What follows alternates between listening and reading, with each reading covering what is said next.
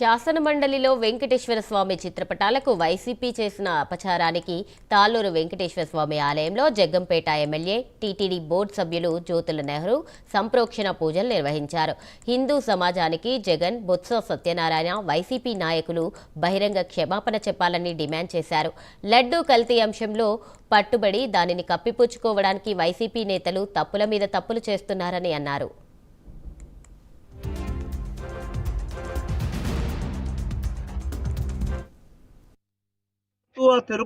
తిరుపతి తిరుమల దేవస్థ ఆ వెంకటేశ్వర స్వామి హక్కును చేర్చుకుని ఆయన మీద 43 క్లోనోర్ మైండ్స్ వేస్తే దుష్టులు ఆయన్ని ఇలా గీత పడకుండా పరిరక్షించుకున్నాడు వెంకటేశ్వర స్వామి హక్కుని చేర్చుకుని.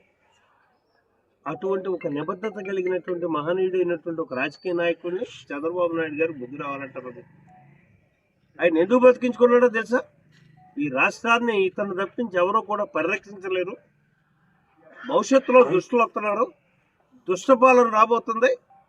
ఆ దుష్టుల్ని శిక్షించి మళ్ళీ ప్రజారంజితమైనటువంటి పాలన అందించేటటువంటి నాయకుడిని పరిరక్షించాలి వాళ్ళని చెప్పేసి ఆయన హక్కును చేర్చుకుని రక్షిస్తున్నటువంటి పరిస్థితి. అంటే వెంకటేశ్వర స్వామిని అంత విశ్వసించేటటువంటి నాయకుడు మా నాయకుడు చంద్రబాబు నాయుడు అనడానికి అదే తార్కం. ఉన్న వివరాల్లోకి నేను పోదాచుకోలే, గాలిలో గెలిచిపోయి 4 రోజులకే జరిగినటువంటి అపచారానికి 4 రోజుల్లో నిశ్చితార్థం అయితే